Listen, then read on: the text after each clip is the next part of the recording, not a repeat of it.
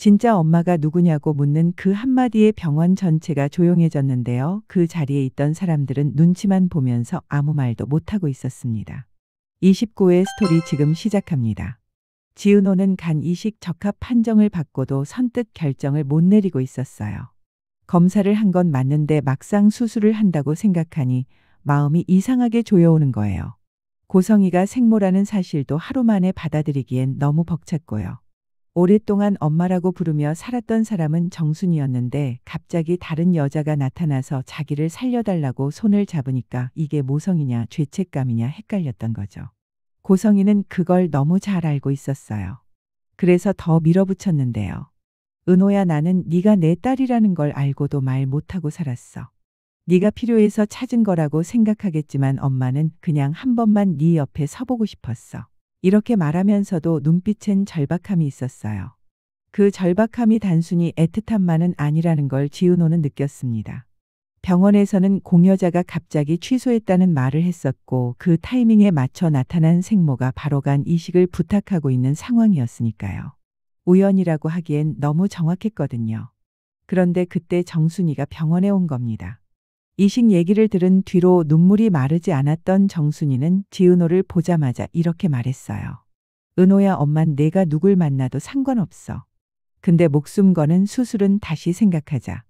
내가 그 집안에서 왜 나왔는지 엄마가 모를 것 같아? 이 말에 고성이 얼굴이 굳었습니다. 고성이는 자신이 그때 아이를 지킬 수 없었단 걸 알고 있었거든요.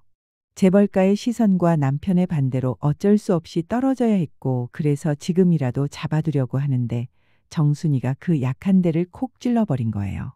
지은호는 두 사람 사이에 서 있었습니다. 한쪽은 자신을 키워준 엄마, 한쪽은 피로 이어진 엄마. 두 사람 다 울먹이고 있고 두 사람 다 엄마라고 부르라고 하는데 누구 손을 먼저 잡아야 할지 모르겠는 거예요. 게다가 의사가 말했듯이 간 이식은 형제여도 25%밖에 안 되는 건데 지은호가 이식해준다고 무조건 되는 것도 아니었죠. 그럼에도 고성이는 가능성을 붙들고 있었고 그 붙들미 지은호에겐 압박처럼 느껴졌습니다.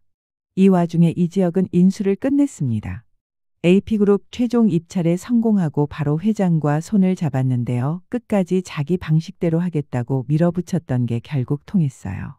이상철의 조언을 들은 게 컸습니다. 이상철은 처음부터 지혁에게 이랬거든요. 지혁아, 내가 욕먹는 건 괜찮다. 근데 명분은 남겨라.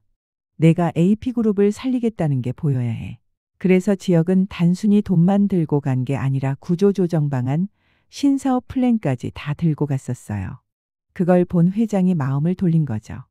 인수가 끝나자마자 이지혁이 제일 먼저 간 곳은 병원이 아니라 지은호가 있는 곳이었습니다. 이 사람은 항상 그랬어요. 일 끝나면 제일 먼저 생각나는 사람이 지은호였거든요. 입찰도 그렇고 너도 그렇고 나는 할 수 있을 때까지 해보려고 해. 내가 계속 거리를 둬도 나는 그냥 할 거야. 이 말은 고백이자 선언이었습니다. 회사 하나를 인수한 사람이 지금은 한 여자 마음을 인수하겠다는 말까지 하고 있는 거예요. 그런데 지은호는 쉽게 웃어주지 못했어요. 지금 저 생각할 여유가 없어요. 우리 엄마 둘이, 아니, 엄마라고 해야 할 사람이 둘이 있어요. 그 사람들 사이에 제가 있어요. 그래서 지금은 이렇게 말을 흐리니까 지혁이 알겠다는 얼굴로 고개를 끄덕였는데요. 그 얼굴엔 포기보단 기다림이 있었습니다. 이지혁은 원래 한번 목표로 두면 끝까지 가는 사람이었거든요. 정보화와의 계약 결혼 때도 그랬습니다. 여기서 정보화 이야기를 빼놓을 수가 없는데요. 정보화는 하늘건설 재벌가 딸이었고 예전에 계약 결혼까지 추진해놓고 결혼식 당일 나타나지 않아서 이지혁을 공개적으로 망신줬던 인물이었습니다. 그 사건 이후로 지혁은 재벌가와 비즈니스로만 엮였지 사적으로는 철저히 선을 그었죠. 그런데 지혁이 AP그룹 인수에 성공했다는 소식이 제게에 퍼지자마자 정보화도 이 소식을 들었습니다. 하늘건설 쪽에선 AP그룹과의 협력이 필요한 시점이기도 했고요. 정보화는 한때 정이 있었던 사람을 다시 이용할 수 있는 기회라고 생각했을 수도 있었어요. 지혁 씨도 결국엔 우리 쪽으로 올 수밖에 없네요. 이런 말이 입에 맴돌고 있었는데 문제는 지금 지혁의 곁에 지은호라는 여자가 있다는 거예요. 정보화가 예전에 버렸던 남자가 이제는 자기보다 더 단단해져서 다른 여자를 보고 있는 걸 알게 되면 그게 다시 이 갈등에 불을 붙이게 될 겁니다. 한편 박영나와 지환 사이도 재밌게 흘러가고 있었어요. 영나는 요즘 결혼 얘기 때문에 머리가 아팠습니다. 집에서는 서두르라는 압박이 계속 들어오고 있었고 주변에서 보는 눈도 점점 많아졌거든요. 영나는 자기 삶의 속도가 있는데 그걸 누가 자꾸 앞에서 끌고 가는 게 싫었던 거예요. 그때 지환이 특단의 조치를 취했었죠. 영나한테 GPS 추적기를 달고 자기 일정 공유를 한 거였어요. 내가 걱정하는 거 알아. 그래서 내가 어느 자리에 있는지 너한테 다 보여줄게. 그러면 너도 괜한 오해 안 하잖아. 이게 어떻게 보면 좀 과한 행동일 수도 있는데 오히려 영나는 그게 귀엽게 느껴졌습니다. 이 남자가 진짜 자기를 잡고 싶어 하는구나 싶었던 거죠. 29화로 이어지는 이 시점에서 영나와 지환은 한강에서 치맥을 먹으면서 이어폰을 나눠 끼고 있었는데요. 영나는 원래 밖에서 치킨 들고 앉아 있는 거 좋아하지 않는 사람이었어요. 그런데 지환이 이렇게라도 안 풀면 너 스트레스로 터진다. 라고 해서 억지로 나온 거였죠. 너 그 회사 부사장 된 그 사람 알아? 지환이 무심하게 묻자 영나가 고개를 끄덕였습니다. 박성재 이야기였습니다. 알지. 박진석 사장님이 제일 믿는 사람이라고 하잖아. 응. 근데 그 집안 분위기 요즘 좀 이상하대. 성재 형이 잘 돼서 그런가 봐. 이 말은 훗날 영나가 지은호와 다시 엮일 때 중요한 복선이 될 겁니다. AP그룹 인수 후 회사 내 권력 구도가 바뀌면 사람들 관계도 미세하게 흔들리거든요.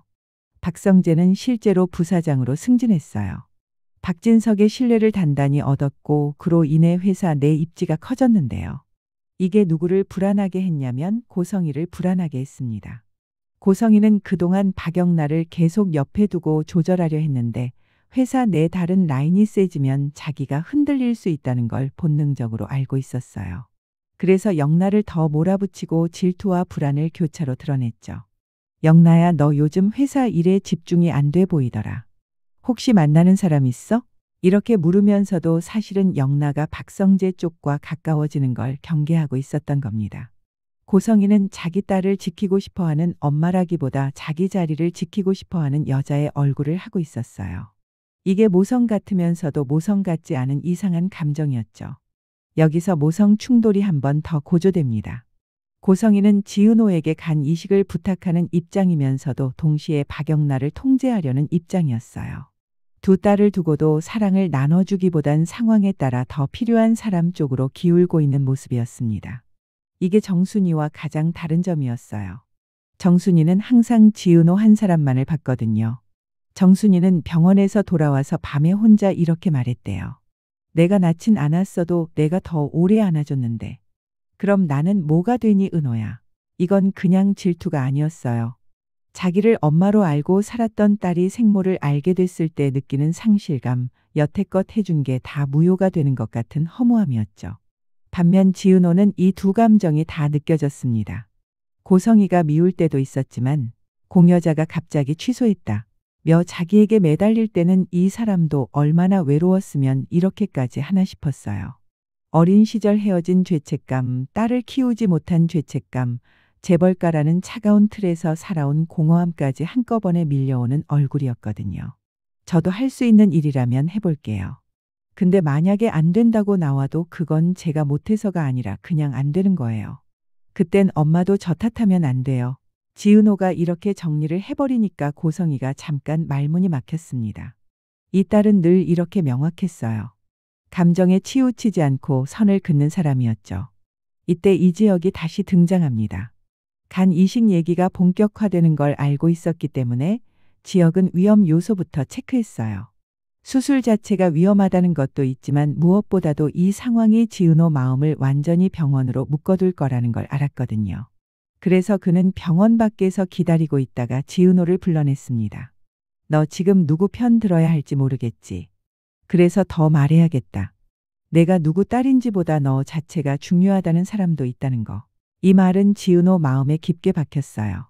지금까지는 엄마가 누구냐가 중요한 문제였는데 이지혁은 그걸 다 빼고 너는 그냥 너라고 말해준 유일한 사람이었거든요. 그게 로맨스의 불씨를 다시 살려냈습니다. 하지만 여기서 바로 사랑이 터지면 재미없겠죠. 시청자가 중간에 이탈하지 못하도록 또 하나의 갈등을 넣어야 합니다. 그 갈등의 축이 되는 인물이 바로 정보화예요. 정보화는 지역이 인수에 성공했다는 기사와 병원에 드나드는 모습을 동시에 알게 됩니다. 하늘건설 안에도 정보라인은 많으니까요. 계약식에 안 나간 건 나였는데 왜 아직도 마음이 쓰이냐. 정보화는 자기 감정이 미련인지 자존심인지 헷갈렸어요. 완전히 놓친 줄 알았던 남자가 다른 여자를 위해 병원까지 들락거린다는 게 묘하게 신경 쓰였거든요. 그래서 정보화는 아주 우회적으로 접근하기로 합니다. AP그룹과 하늘건설의 협업 논의를 들고 이 지역을 공식 석상에서 만나려는 거죠.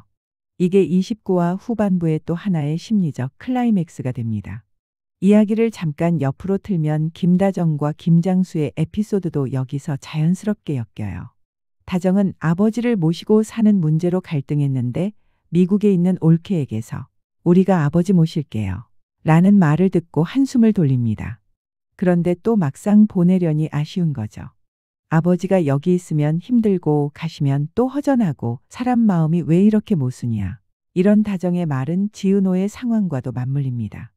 사랑하지만 내보내야 하고 붙잡고 싶지만 조건 때문에 포기해야 하는 그 감정이 모성 충돌과 연결되거든요. 또 한 명, 우리가 메모리에 저장된 인물이라 꼭 등장시켜야 하는 사람이 지강호인데요.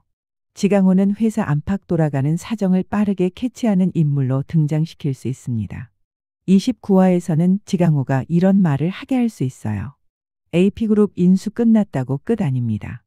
하늘건설 쪽에서 다시 눈독 들이는 것 같던데요. 이 말은 이 지역에게 정보와 변수를 던져주는 장치가 되고 동시에 시청자에게도 이거 예전 파혼녀 다시 나오는 거 아니야 하는 기대감을 주게 됩니다. 조옥예도 빼놓을 수 없죠. 조옥예는 어른 세대의 입장에서 이 상황을 보는 사람입니다. 조옥예는 정순이가 울었다는 말을 듣고 찾아와서 이렇게 말합니다. 나은 정, 기른 정 다 있을 수 있지. 근데 얘는 한 명이잖아. 세상에 딸 둘 줬어? 안 줬잖아. 그러니까 둘이서 나눴어. 하나는 기억으로 가지고 하나는 지금으로 가지고. 애 끌어당겨서 찢어놓지 말고. 이 말이 두 엄마에게 꽤 큰 울림을 줍니다. 드라마에서 어른 한마디가 전체 분위기를 가라앉혀주는 역할을 하는데 여기서는 그 역할을 조옥예가 해주는 거예요. 이렇게 감정이 잔잔해지는가 싶었는데 다시 파도가 몰려옵니다. 병원에서 간 이식 날짜를 조율하기 시작한 거예요. 의사는 검사 결과가 괜찮아서 진행해 볼 수 있다. 라고 했는데 그 말이 나온 순간 정순이 얼굴이 하얗게 질렸습니다. 이제 진짜로 이 아이가 수술대에 서는구나 하는 현실이 다가왔거든요. 은호야, 너 꼭 해야 돼? 안 하면 안 돼?